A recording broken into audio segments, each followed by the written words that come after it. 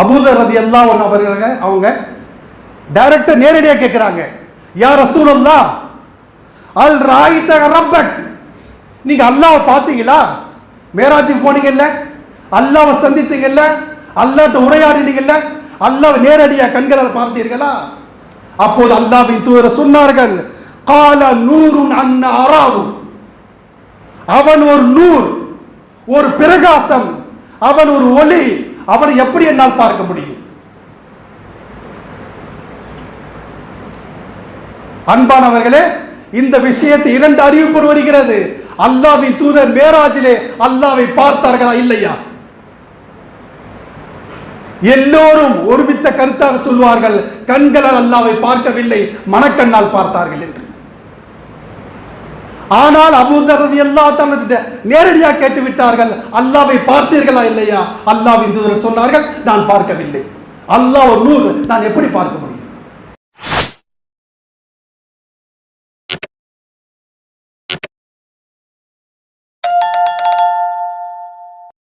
அஸ்ஸலாமு அலைக்கும் வரஹ்மத்துல்லாஹி வபரகாத்துஹு.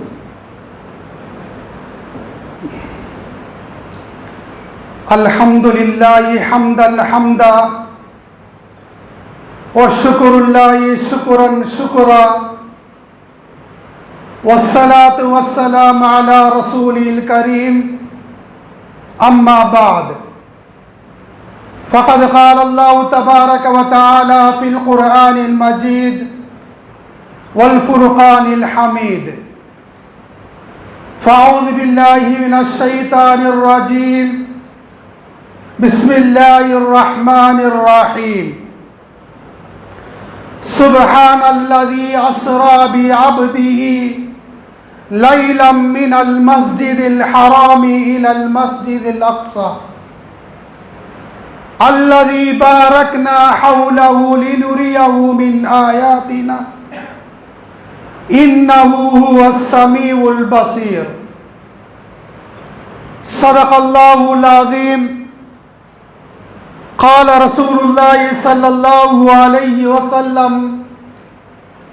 اللهم صل على محمد وعلى آل محمد كما صليت على إبراهيم وعلى آل إبراهيم إنك حميد مجيد.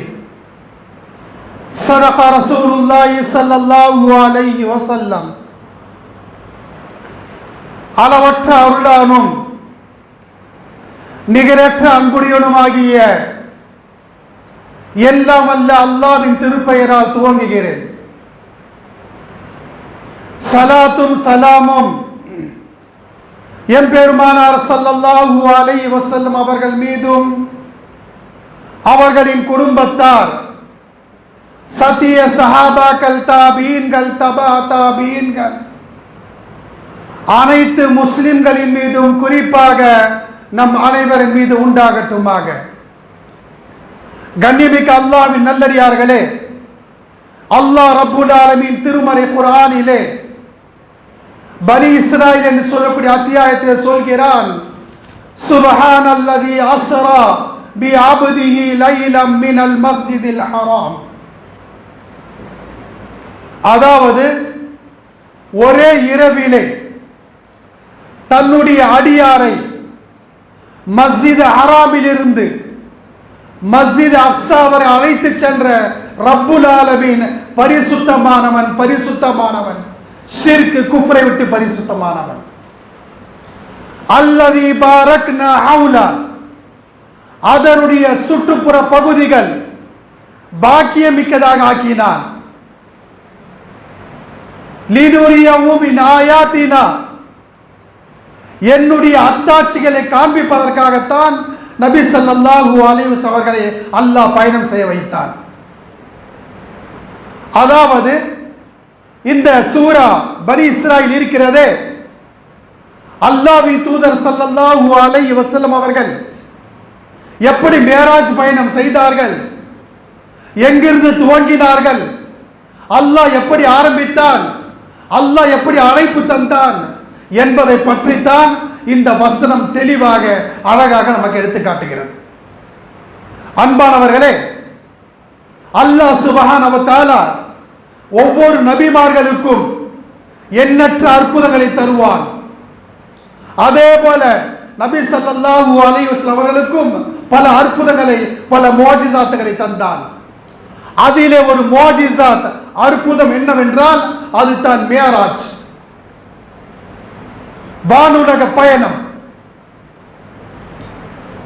இந்த மேராஜ், அதாவது இந்த மேராஜ் இருக்கிறது, இதுல முஸ்லிம்களுக்கு மிகப்பெரிய பல படிப்பினைகள் இருக்கிறது. இந்த மேராஜ் இரண்டு விதமாக இருக்கிறது. ஒன்று அஸ்ரா என்று சொல்லுவார்கள், இரண்டாவது மேராஜ். இஸ்ரா அஸ்ரா என்று சொன்னால் அல்லாஹ்வின் தூதர் ஸல்லல்லாஹு அலைஹி வஸல்லம் அவர்கள் மஸ்ஜித் ஹராமில் இருந்து புராக்கிலே பயணம் செய்து மஸ்ஜித் அக்ஸா வரை சென்றார்கள் இல்லையா, அதற்கு தான் அஸ்ரா என்று சொல்லப்படும். மேராஜ் என்றால், மேராஜ் என்பது அன்பானவர்களே, மேராஜ் வானுலக பயணம் என்பது அல்லாஹ்வின் தூதர் ஸல்லல்லாஹு அலைஹி வஸல்லம் அவர்கள் காபாவின் அருகே உம்மஹானியுடைய இல்லத்தில் உறங்கிக் கொண்டிருக்கிறார்கள். ஜிப்ராயில் வானவர் வந்தார், அவர் கூட சில வானவர் இருக்கிறாங்க. அல்லாஹ்வின் தூதர் எழுப்பி ஜம்சம் கிணற்று அருகே கொண்டு போறாங்க. அங்கே சென்ற உடனே நபி ஸல்லல்லாஹு அலைஹி வஸல்லுடைய நெஞ்சத்தை பிளக்கிறார்கள். அதிலிருந்து இதயத்தை எடுத்து ஜம்சம் நீரிலே கழுவி அதிலே ஈமான் ஹிக்மத்தை நிரப்பி திரும்பவும் பூசிவிடுகிறார்கள். அதற்கு பிறகு புராக் வாகனத்தில் அமர வைத்து மஸ்ஜித் ஹராமில் இருந்து மஸ்ஜித் அக்ஸாவுக்கு பயணம் செய்தார்கள். மஸ்ஜித் அக்ஸாவிலே அங்கு கூடியிருந்த அத்துணை நபிமார்களும் ரசூல்மார்களும் தொழ வைத்தார்கள். அதற்கு பிறகு முதல் வானம், இரண்டாவது, மூன்றாவது, ஐந்தாவது, ஏழாவது, அதற்கு பின் சிதறத்தில் முன்தஹா, அதற்கு மேல் அல்லாஹ்வை சந்தித்தார்கள். அல்லாஹ்வை சந்தித்து 5 வயது ஃபர்லான தொழுகையை அன்பளிப்பாக அல்லாஹ் தந்தான். அதை பெற்று மக்காவுக்கு வந்தார்களே, இந்த சஃபர், இந்த பயணத்தின் பெயர் தான் மேராஜ் என்று சொல்லப்படும். இந்த மேராஜ் இருக்கிறது அன்பானவர் மிகப்பெரிய ஒரு அற்புதம், மிகப்பெரிய ஒரு முஅஜிஸா. இதை கேட்டாலே மிகப்பெரிய ஒரு பரவசமாக இருக்கும். அப்படிப்பட்ட விஷயம்தான் இந்த மேராஜ், விண்ணுலக பயணம், வானுலக பயணம். அன்பானவர்களே, அதனுடைய ஒவ்வொரு விஷயத்தையும் நான் டீட்டெயிலாக பார்த்தால் அல்லாஹ்வின் தூதர் ஸல்லல்லாஹு அலைஹி வஸல்லம் அவர்கள், நபி ஸல்லல்லாஹு அலைஹி வஸல்லம் அவர்களுக்கு அல்லாஹ் சில சிறப்புகளை தந்தார். அது என்ன தெரியுமா? ஸல்லல்லாஹு அலைஹி வஸல்லம் அவர்கள் மஸ்ஜித் அக்ஸாவில் இருந்து பயணம் செய்து முதல் வானத்திலே ஆதம் நபியை சந்தித்தார்கள். இரண்டாவது வானத்திலே ஈசா நபியையும் யஹ்யா நபியை சந்தித்தார்கள். மூன்றாவது வானத்திலே யூசுப் நபியை சந்தித்தார்கள். நான்காவது வானத்திலே இத்ரிஸ் நபியை சந்தித்தார்கள். ஐந்தாவது வானத்திலே ஹாரூன் நபியை சந்தித்தார்கள். ஆறாவது வானத்திலே மூசா நபியை சந்தித்தார்கள். ஏழாவது வானத்திலே இப்ராஹிம் நபியை சந்தித்தார்கள். அன்பானவர்களே, இந்த சந்திப்பு என்ன தெரியுமா? அல்லாஹ்வின் தூதர் ஸல்லல்லாஹு அலைஹி வஸல்லம் அவர்கள் நபி என்பதை சான்றை வழங்கினார்கள்.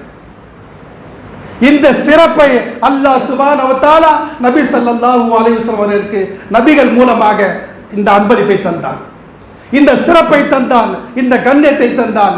மேராஜின் மூலமாக நமக்கு இந்த சிறப்பு தருகிறது.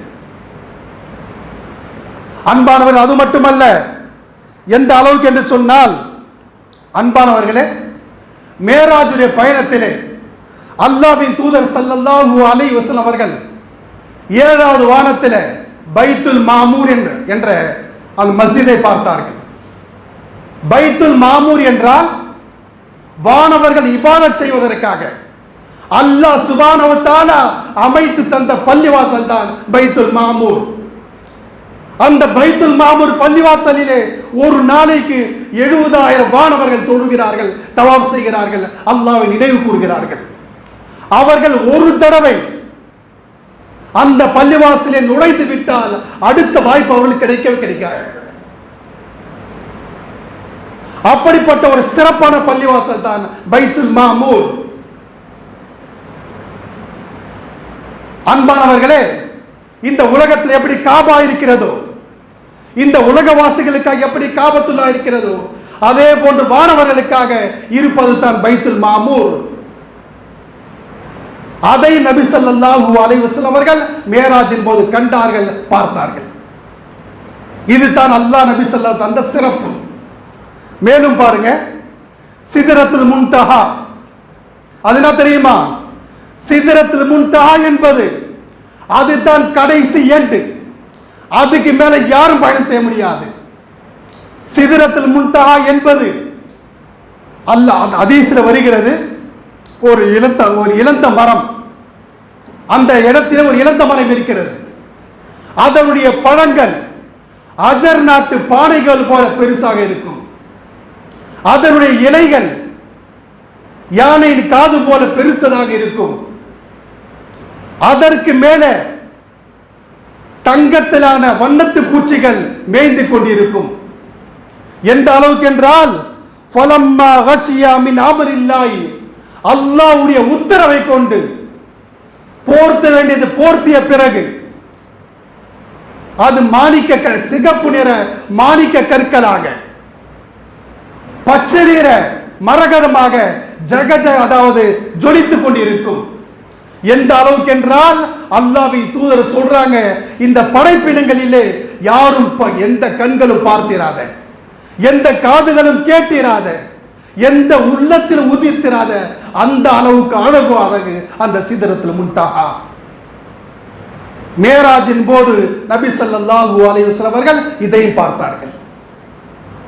அன்பானவர்களே, அது மட்டுமல்ல, சிதறத்தில் முன்தஹாவுக்கு பிறகு ஒரு இடம் உண்டு. எந்த அளவுக்கு என்றால், அல்லாஹ் சுப்ஹானஹு வ தஆலா நபி ஸல்லல்லாஹு அலைஹி வஸல்லம் அவர்களை பிரத்யேகமாக அழைத்தான். அல்லாஹ்வை சந்தித்தார்கள். எந்த அளவுக்கு சந்தித்தார்கள் என்றால், இரு வில்களை போல, இரு வில்கள் வளைத்தால் எவ்வளவு நெருக்கமாக இருக்குமோ அதை விட நெருக்கத்திலே அல்லாஹ்வின் தூதர் ஸல்லல்லாஹு அலைஹி வஸல்லம் அவர்கள் அல்லாஹ்வை சந்தித்தார்கள். அல்லாஹ்விடத்தில் பேசினார்கள், அல்லாஹ்விடத்தில் உரையாடினார்கள். அல்லாஹ் சுப்ஹானஹு வ தஆலா 5 வேளை தொழுகையை நமக்கு அன்பளிப்பாக தந்தான். அதை பெற்றுத்தான் அல்லாஹ்வின் தூதர் ஸல்லல்லாஹு அலைஹி வஸல்லம் வருகை தந்தார்கள். அன்பானவர்களே, ஒரு சஹாபி கேட்டார், அதாவது அபூதர் ரலியல்லாஹு தஆலா அன்ஹு அவர்கள் பயான் செய்றாங்க, قال سألت رسول الله صلى الله عليه وسلم هل رأيت ربك. அபூதர் ரலியல்லாஹு அன்ஹு அவர்கள் அவங்க டைரக்டா நேரடியா கேக்குறாங்க, யா ரசூலுல்லாஹ் ஹல் ரஅய்த ரப்பக், நீங்க அல்லாஹ்வை பாத்தீங்களா? மேராஜுக்கு போனீங்கல்ல, அல்லாஹ்வை சந்தித்தீங்கல்ல, அல்லாஹ்ட்ட உரையாடினீங்கல்ல, அல்லாஹ்வை நேரடியா கண்களால் பார்த்தீர்களா? அப்போது அல்லாஹ்வின் தூதர் சொன்னார்கள், قال نور ان اراه, அவன் ஒரு நூர், ஒரு பிரகாசம், அவன் ஒரு ஒளி, அவனை எப்படி என்னால் பார்க்க முடியும்? அன்பானவர்களே, இந்த விஷயத்தை 2 அறிவிப்பு வருகிறது. அல்லாஹ்வின் தூதர் மேராஜிலே அல்லாஹ்வை பார்த்தார்களா இல்லையா? எல்லோரும் ஒருமித்த கருத்தாக சொல்வார்கள், கண்களால் அல்லாஹ்வை பார்க்கவில்லை, மனக்கண்ணால் பார்த்தார்கள் என்று. ஆனால் அபூதர் ரலியல்லாஹு தஆலா நேரடியாக கேட்டு விட்டார்கள், அல்லாஹ்வை பார்த்தீர்களா இல்லையா? அல்லாஹ்வின் தூதர் சொன்னார்கள், நான் பார்க்கவில்லை. அல்லாஹ் ஒரு நூர், நான் எப்படி பார்க்க முடியும்? ஆனால் உலகத்திலேயே எத்தனை நபிமார்கள் வந்தார்களோ, எத்தனை ரசூல்மார்கள் வந்தார்களோ, அனைவரை விட மிக மிக நெருக்கத்திலே அல்லாஹ்வை சந்தித்தவர் யார் என்றால் அல்லாஹ்வின் தூதர் ஸல்லல்லாஹு அலைஹி வஸல்லம் மட்டும்தான். எனவே அன்பானவர்களே, இந்த பாக்கியமும் அல்லாஹ்வின் தூதர் ஸல்லல்லாஹு அலைஹி வஸல்லம் கிடைத்தது. மேலும் பாருங்க, எந்த அளவுக்கு என்றால், மேராஜ் பயணத்திலே அல்லாஹ் பிரத்யேகமாக அல்லாஹ்வின் தூதர் அழைத்தான். மிக மிக நெருக்கத்தில் அழைத்தான். நெருக்கத்தில் அழைத்து 3 பரிசுகளை தந்தான். 3 பரிசுகள் என்ன? ஒன்று, ஓதி அஸ்ஸலாத்தில் கம்ஸ், 5 வேளை தொழுகையை நமக்கு கடமையாக்கினார், இது பரிசாக தந்தான். ஒன்று. இரண்டாவது, ஓதிய கவாத்திமா சூரத்தில் பகரா, சூரிய பகரா இருக்குல்ல, அதனுடைய கடைசி 2 வசனங்கள், ஒன்று ஆமன ரசூலு பிமா உன்சில இலைஹி மிர் ரப்பி வல் முஃமினூன் என்ற வசனம், இரண்டாவது லா யுகல்லிஃபுல்லாஹு நஃப்ஸன் இல்லா உஸ்ஸாஹா லஹா மா கஸபத் வ அலைஹா மக்தஸபத் இந்த வசனம். அதாவது சூர பக்ராவுடைய கடைசி 2 வசனங்களை அல்லாஹ் அன்பளிப்பாக தந்தான். மூன்றாவது தெரியுமா, குஃபிர லிமன் லம் யுஷ்ரிக் பில்லாஹ் மின் உம்மத்தி, இந்த உம்மத்திலே மறுமை நாளில் அல்லாஹ்வை சந்திக்கும் போது யார் ஷிர்க் இல்லாமல் குஃப்ர் இல்லாமல் தூய்மையான முறையிலே இக்லாசான முறையிலே அல்லாஹ்வை சந்திப்பார்களோ அவரிடத்திலே பெரும் பாவங்கள் இருந்தாலும் அவர் மன்னிக்கப்படுவார் என்ற வாக்குறுதி. அல்லாஹு அக்பர், எப்படிப்பட்ட விஷயம் பாருங்க. யார் அல்லாஹ்வை மறுமையில சந்திக்கும் போது அவரிடத்தில் குஃப்ர் இல்லையோ, அவரிடத்தில் ஷிர்க் இல்லையோ, அவன் பெரிய பாவம் செய்திருந்தாலும் அவர் மன்னிக்கப்படுவார். வாக்குறுதி தருவது யார்? அல்லாஹ் தருகிறான். இந்த 3 பரிசுகளை நபி ஸல்லல்லாஹு அலைஹி வஸல்லம் அவர்கள் மேராஜின் போது பெற்று வந்தார்கள். எனவே அன்பானவர்களே, இந்த விடயத்தின் பற்றி நான் அமல் செய்யாவிட்டால் நம்மை விட ஒரு சோம்பேறி உலகத்தில் யாராக இருக்க மாட்டார். எனவே அன்பானவர்களை கண்டிப்பாக இது கவனத்தில் கொள்ள வேண்டும். மேலும் பாருங்க, அல்லாஹ்வின் தூதர் ஸல்லல்லாஹு அலைஹி வஸல்லம் அவர்கள் மேராஜின் போது சொர்க்கத்தை பார்த்தார்கள். அழகான காட்சி, அழகான காட்சி. சொர்க்கத்துடைய கட்டடம் தங்கத்தால், வெள்ளியால், மரகதத்தால் கட்டப்பட்டிருக்கிறது. அதோட மண் கஸ்தூரி நறுமணம். இந்த காட்சியும் பார்க்கிறாங்க. அதே போல நரகத்தை பார்க்கிறார்கள், நரகத்தையும் பார்க்கிறார்கள் மேராஜின் போது. அன்பானவர்களே, நரகத்துடைய காவலாளி, அதனுடைய தளபதி பேர் என்ன தெரியுமா? அவர் பேர் மாலிக். அல்லாஹ்வின் தூதர் ஸல்லல்லாஹு அலைஹி வஸல்லம் சந்திக்க போறாங்க. அவருடைய முகம் கவலை தோய்ந்த முகமாக இருக்கிறது. ரசூலுல்லாஹ்வை பார்த்து எல்லாமே சிரிப்பாங்க,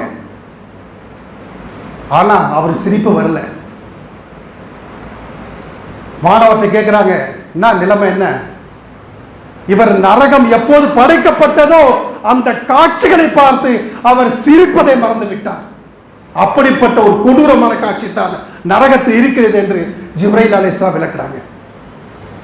எனவே அன்பானவர்களே, நாம் இந்த நரகத்திலிருந்து தப்பிக்க வேண்டும் என்று சொன்னால் அல்லாஹ்வுடைய கட்டளை நபி ஸல்லல்லாஹு அலைஹி வஸல்லம் சுன்னத்துடைய அமல் செய்தால்தான் தப்பிக்க முடியும் என்பதை நமக்கு தெளிவாக காட்டப்பட்டிருக்கிறது. அது மட்டுமல்ல அன்பானவர்களே, மேலும் பார்க்கிறாங்க, நபி ஸல்லல்லாஹு அலைஹி வஸல்லம் அவர்கள் மேராஜ் பயணத்திலே நரகத்திலே சில காட்சிகளை பார்த்தார்கள். அது என்ன காட்சி தெரியுமா?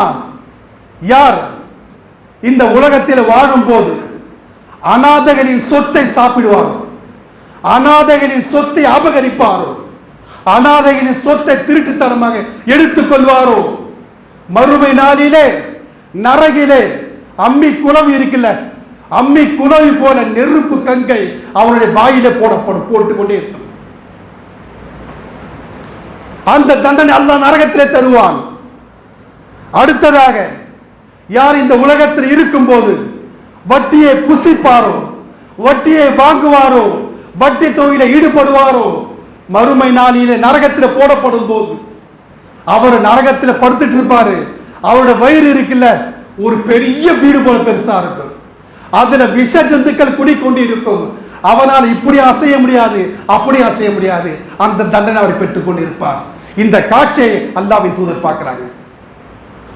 அன்பானவர்கள், மேலும் பாருங்க, யார் இந்த உலகத்தில் இருக்கும்போது விபச்சாரம் செய்யக்கூடிய ஆணாக இருந்தாலும் சரி, விபச்சாரம் செய்யக்கூடிய பெண்ணாக இருந்தாலும் சரி, நரகிலே போடப்படும் போது அவருடைய உணவு என்ன தெரியுமா?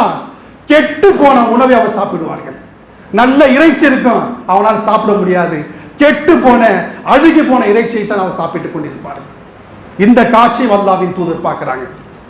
அது மட்டுமல்ல அன்பானவர்களே, யார் இந்த உலகத்தில் வாழும் போது பெண்கள் கணவன் மாணவர் வைத்துக் கொண்டு மற்ற அந்நிய ஆணிடம் குழந்தையை பெற்றுக் கொள்வார்கள்.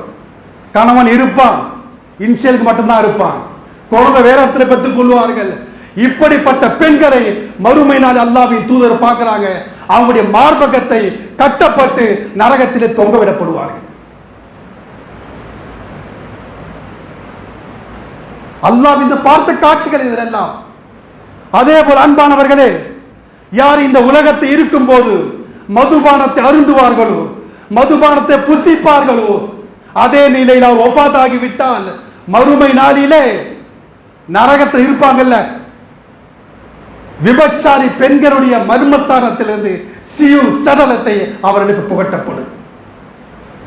இந்த காட்சியை நபிகள் நாயகம் ஸல்லல்லாஹு அலைஹி வஸல்லம் அவர்களுக்கு மேராஜ் பயணத்திலே காட்டப்படுகிறது. இதை கண்கூடாக பார்க்கிறார்கள்.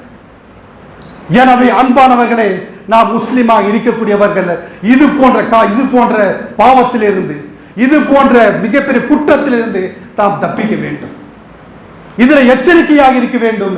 ஏன் என்றால் அல்லாஹ்வின் தூதர் ஸல்லல்லாஹு அலைஹி வஸல்லம் அவர்கள் இந்த பாவத்திலிருந்து எச்சரிக்கை செய்து விட்டார்கள். அன்பானவர் மேலும் பாருங்க, எந்த அளவுக்கு என்று சொன்னால், அன்பானவர்களே, நபி ஸல்லல்லாஹு அலைஹி வஸல்லம் மேராஜுக்கு போனாங்கல்ல, மேராஜுக்கு போயிட்டு வானுலக பயணம் செய்து விட்டு அடுத்த நாள், அதாவது மக்காவுக்கு வந்துட்டாங்க. அடுத்த நாள் மக்காவாசிகள்கிட்ட சொல்றாங்க, நான் வானுலக பயணம் செய்தேன், முதல் வானத்துக்கு போனேன், மஸ்ஜித் அக்ஸாவுக்கு போனேன், 7 வானத்துக்கு போனேன், சிதறத்தில் முன்தாவை பார்த்தேன், அல்லாஹ்வை சந்தித்தேன் என்று சொல்லும் போது அந்த மக்காவாசிகள் போய்ப்பித்தார்கள். இவர் பொய் சொல்கிறார், ஏமாற்றுகிறார், நக்கல் அடித்தார்கள். எந்த அளவுக்குன்னா, அங்கு இருக்கக்கூடிய மக்களிலே ஒருவர் ஷாம் நாட்டில் வியாபாரம் செய்வார். அவர் மஸ்ஜித் அக்ஸா நல்ல பழக்கம். நீங்க மஸ்ஜித் அக்ஸா போனதா சொல்றீங்க இல்ல, ஏன் தெரியுமா அன்பானவர்களே, மக்காவிற்கும் மஸ்ஜித் அக்ஸாவிற்கும் இப்ப இன்றைய பயண தூரம் தெரியுமா? 1300 கிலோமீட்டர். அதாவது மஸ்ஜித் அக்ஸாவிலிருந்து வானத்தை விட்டுருங்க, அதாவது மஸ்ஜித் காபத்துல்லாவிலிருந்து மஸ்ஜித் அக்ஸாவுக்கு பயணம் செய்ய வேண்டும் என்றால் 1300 கிலோமீட்டர். அந்த காலத்து அவனுடைய ஸ்பீட எந்த வாகனமும் கிடையாது. அப்படி நேரா போயிட்டாலும் திரும்ப வர முடியாது. அந்த சந்தேகத்தை கேட்கிறாங்க, நீங்க என்ன மஸ்ஜித் அக்ஸாவில், அதாவது மதீனா, மக்காவில் மதீனாவுக்கு அதாவது மஸ்ஜித் அக்ஸாவுக்கு போனீங்களா? சரிங்க, நான் வியாபாரத்துக்கு போயிருக்கேன், அந்த மஸ்ஜித் அக்ஸா பார்த்திருக்கேன். மஸ்ஜித் அக்ஸா எத்தனை தூண் இருக்கு சொல்லுங்க. அன்பானவர்களே, இந்த காட்சியை நபி ஸல்லல்லாஹு அலைஹி வஸல்லம் அவர்களுக்கு அல்லாஹ் நசரான் தெரியுமா? அதீம் என்ற இடத்தில் நின்று கொண்டிருக்கிறார்கள். நேரடியாக மஸ்ஜித் அக்ஸா அல்லாஹ் காட்டுகிறார். அவங்க எதையெல்லாம் கேட்கிறார்களோ, எத்தனை தூண் இருக்கிறது, வலது புறம் என்ன இருக்கிறது, இடது புறம் என்ன இருக்கிறது, மேலே என்ன இருக்கிறது, கீழே என்ன இருக்கு, எல்லாத்தையும் பதில் சொன்னாங்க. யாரெல்லாம் மஸ்ஜித் அக்ஸாவை பார்த்தார்களோ அவர்கள் சொன்னார்கள், முஹம்மது உண்மை சொல்லிக் கொண்டிருக்கிறார். அப்படி இருந்தும் சகோதரர்களே, மக்கத்து காஃபிர்கள் இதை மறுத்தார்கள். அந்த சமயத்திலே அன்பானவர்களே, இந்த நிகழ்ச்சியை அந்த மக்கத்து காஃபிர்கள் மறுத்த போது, அந்த மக்காவாசிகள் மறுத்த போது, அபூபக்கர் என்ற ரலியல்லாஹு தஆலா அன்ஹு அவர்கள் சொன்னார்கள், அதாவது உங்களுடைய சகோதரர் முகமது அவர்கள் மக்காவுக்கு, அதாவது மஸ்ஜித் அக்ஸாவுக்கு போனாங்களா, மேராஜுக்கு போனாங்களா, வானத்துக்கு போனாங்களா என்று சொல்லும் போது அபூபக்கர் சித்திக் ரலியல்லாஹு அன்ஹு சொன்னார்கள், இது மெய்யானது, இது ஹக்கானது, இது உண்மையானது, இதை நான் ஏற்றுக்கொள்கிறேன் என்று பறைசாற்றினார்கள். அதாவது சாட்சி சொன்னார்கள், சான்றளித்தார்கள். இதற்குத்தான் அல்லாஹ்வின் தூதர் ஸல்லல்லாஹு அலைஹி வஸல்லம் அவர்கள் அபூபக்கர் என்று சொன்னல்ல, சித்திக் என்பது அவருடைய பட்ட பெயர், அவர் உண்மைப்படுத்தினார் என்று சொன்னார்கள். எனவே அன்பானவர்களே, நபி ஸல்லல்லாஹு அலைஹி வஸல்லம் அவர்கள் மேராஜ் சென்றார்கள். அங்கு சென்று நமக்கு தேவையான தொழுகை மற்ற விஷயங்களை பெற்று தந்தார்கள். நரகத்தை பார்த்தார்கள், சொர்க்கத்தை பார்த்தார்கள். இவை அனைத்தும் எது தெரியுமா? லினுரியஹு மின் ஆயாத்தினா, என்னுடைய சாட்சியை என்னுடைய அடியாரை காட்டுவதற்காகத்தான் அல்லாஹ் சுப்ஹானஹு இந்த ஏற்பாடு செய்தான். அது மட்டுமல்ல அன்பானவர்களே, மேராஜுடைய நோக்கம் என்ன?